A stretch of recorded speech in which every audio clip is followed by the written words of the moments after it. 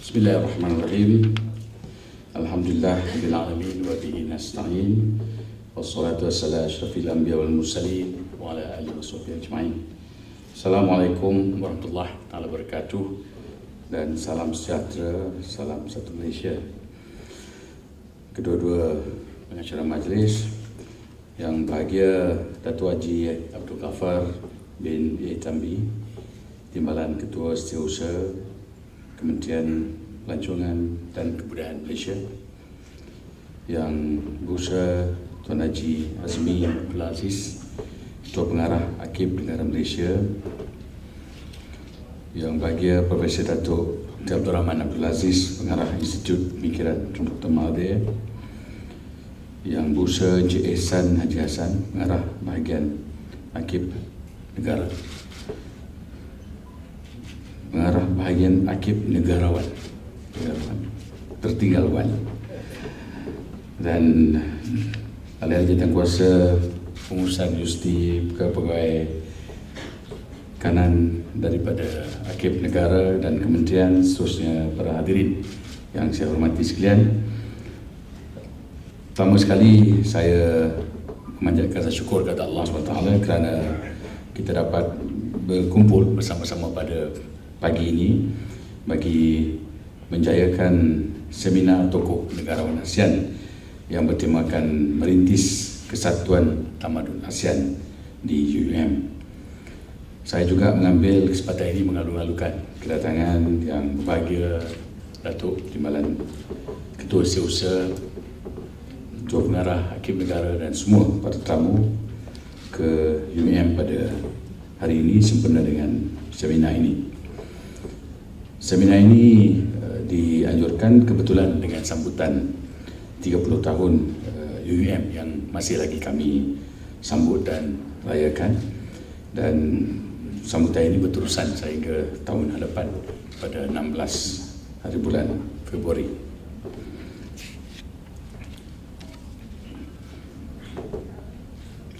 Kesempatan ini juga saya ambil untuk merakamkan penghargaan kepada pihak Kementerian Kebudayaan dan Pelancongan dan juga Akib Negara kerana telah memberi kepercayaan kepada UUM untuk menjadi rakan kongsi bagi menganjurkan seminar ini. Dan seminar ini amat penting, terutama sekali dalam konteks ASEAN, kerana ASEAN akan menjadi sebuah komuniti pada tahun hadapan. Dan kebetulan Malaysia mengambil alih sebagai pengurusi ASEAN mulai daripada sekarang, ya, dan juga seterusnya. Dan tentunya kita tahu bahawa ASEAN tidak pernah kurang tokoh-tokoh besar ataupun nama-nama besar. Sebelum penubuhan ASEAN, kita sudah ada tokoh besar daripada rantau ASEAN yang telah pun menjawat jawatan sebagai Setiausaha Agung Bangsa-Bangsa Bersatu, iaitu U Tan, ya, U Tan. Dan U Tan memegang jawatan Setiausaha Agung di waktu dunia masih lagi bergelora dengan Perang Dingin pada waktu itu, selepas tamatnya Perang Dunia yang Kedua. Dan beliau merupakan satu-satunya Setiausaha Agung ataupun salah seorang daripada Setiausaha Agung Bangsa-Bangsa Bersatu yang boleh dianggap berjaya dalam mengemudi bangsa-bangsa bersatu pada ketika itu dengan misi pasukan pengaman dan sebagainya, ketika dunia sedang bergelora dengan krisis antarabangsa.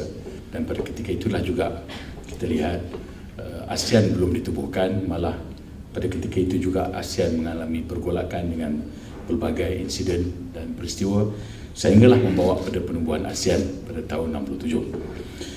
Dan kita tahu bahawa dalam negara ASEAN kita ada banyak tokoh-tokoh besar, bukan saja daripada Malaysia tapi juga daripada hampir semua negara-negara ASEAN. Nama-nama ini tak perlu diperkenalkan lagi. Siapa yang tidak kenal dengan Soekarno, Tunku Abdul Rahman, siapa yang tidak kenal dengan beberapa Perdana Menteri Thailand yang hebat, ya, termasuk juga daripada Filipina, ya, dan juga daripada lain-lain negara di ASEAN, termasuk Singapura.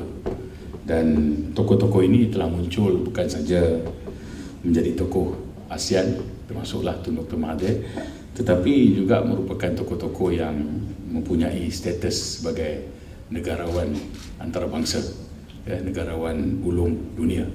Dan dengan sebab itulah kita lihat rantau ini menjadi rantau yang dikenali kerana kehebatan tokoh-tokoh ini. Kehebatan Tun Mahathir yang telah mentransformasi Malaysia daripada sebuah negara komoditi kepada sebuah negara industri. Kehebatan Lee Kuan Yew yang telah mentransformasi Singapura daripada sebuah pelabuhan yang belum bertaraf dunia kepada sebuah negara maju, yang paling maju di rantau Asia ini. Kehebatan beberapa tokoh ASEAN yang lain yang telah mencipta nama dalam berbagai bidang, termasuklah juga di Indonesia kita mempunyai Soekarno, SBY, dan termasuk juga Soeharto yang telah berjaya membangunkan ASEAN dan membina ASEAN sebagai rantau yang aman, bebas dan berkecuali dan terpelihara daripada konflik Perang Dingin. Dengan sebab itulah saya percaya ASEAN bukan saja ada tokoh negarawan, tapi ASEAN juga mempunyai ramai tokoh-tokoh dalam pelbagai bidang yang lain, termasuklah tokoh seniman, tokoh-tokoh dalam bidang sastra, tokoh-tokoh dalam bidang kebudayaan, tokoh-tokoh dalam bidang sokan, tokoh-tokoh dalam pelbagai bidang yang boleh menjadi ikon-ikon penting kepada rakyat di rantau ini. Justru dengan memulakan satu seminar yang membicarakan mengenai tokoh-tokoh negarawan ASEAN, saya kira Akib Negara dan juga UUM, kementerian, termasuk juga Kementerian Kebudayaan, sebetulnya boleh mengembangkan siri bicara tokoh ini kepada tokoh-tokoh yang juga besar namanya, besar juga sumbangannya dalam pelbagai bidang yang lain. Ini termasuklah mereka yang mungkin tidak bertaraf negarawan tapi bertaraf diplomat dan juga sebagai tokoh-tokoh yang memegang jawatan-jawatan penting, seperti Adam Malik, seperti Ghazali Shafi'i, seperti Raja Ratnam di Singapura. Kita lihat pada satu ketika itu ASEAN bukan sahaja mempunyai Perdana Menteri ataupun Presiden yang hebat, tapi juga mempunyai diplomat-diplomat hebat ataupun menteri-menteri luar yang juga hebat.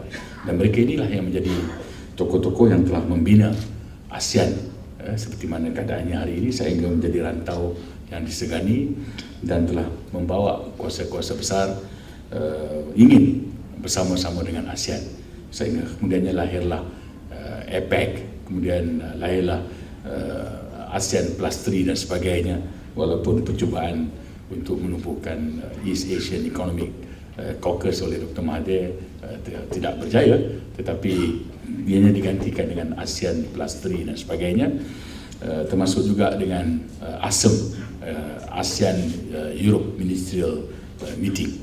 Jadi ASEAN sebetulnya telah pun mencakupi dan meliputi pelbagai dimensi penglibatannya dengan pelbagai rantau lain di dunia kita ini. Dan dengan sebab itulah kita lihat kesemua ini lahir kerana ASEAN mempunyai tokoh-tokoh negarawan yang berwawasan besar yang telah berjaya menyumbang kepada pembangunan rantau ini.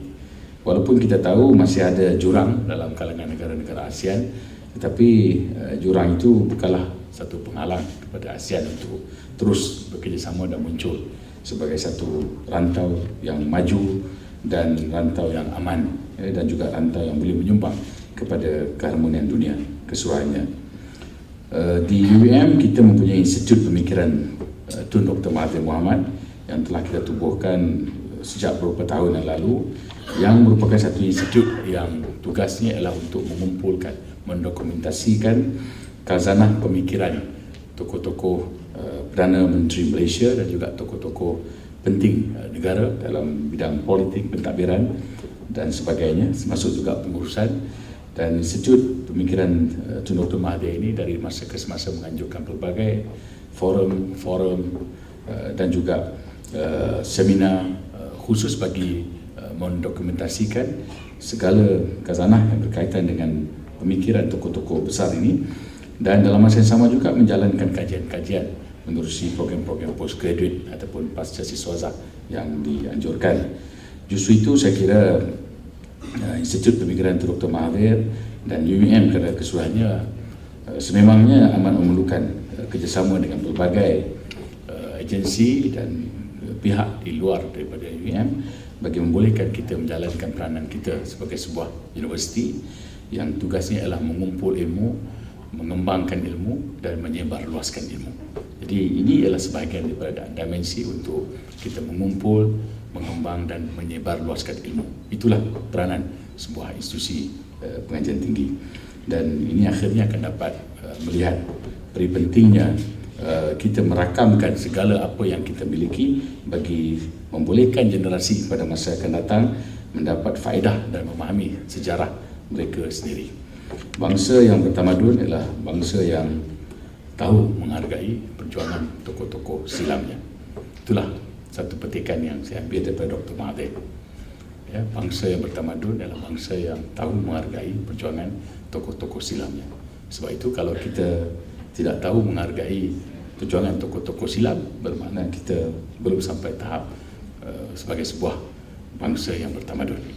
Sebab itulah saya kira walau daripada mana sekalipun tokoh itu datang, tapi kalau dia tokoh yang pernah menyumbang kepada sebuah masyarakat dan sebuah negara, maka ianya perlu untuk dihargai. Jadi saya kira itulah barangkali mesej yang dapat saya sampaikan, dan saya kira usaha menganjurkan seminar tokoh-tokoh negarawan ASEAN ini kena bertempat dan masanya, kerana sambutan ASEAN ataupun pada tahun hadapan ASEAN Community akan direalisasikan, dan mungkin dalam tempoh 2 tahun lagi 2017 ASEAN akan berusia 50 tahun. Jadi barangkali satu program yang lebih besar bagi menyambut Jubli Emas ASEAN mungkin boleh dirancangkan, dan pada ketika itu mungkin satu seminar yang melihat semua tokoh-tokoh besar ASEAN dalam berbagai bidang boleh dianjurkan, dan kita akan dapat penyertaan yang lebih besar lagi lah pada ketika itu. Tapi ianya harus dirancang daripada sekarang, kerana itu akan menyaksikan kita dapat mengumpulkan banyak lagi khazanah-khazanah daripada ASEAN, dan bukannya hanya kita membaca tokoh-tokoh daripada Eropah, daripada Amerika, daripada dunia barat saja, sedangkan tokoh-tokoh kita sendiri adalah ramai dan banyak, dan sebenarnya mempunyai boleh memberikan ilham kepada generasi kita pada masa akan datang. Jadi sekali lagi saya ucapkan tahniah kepada pihak penganjur, dan terima kasih kita kepada Hakim Negara dan Kementerian kerana sudi untuk bersama-sama dengan UUM menjayakan seminar ini. Sekian, wassalamualaikum warahmatullahi wabarakatuh.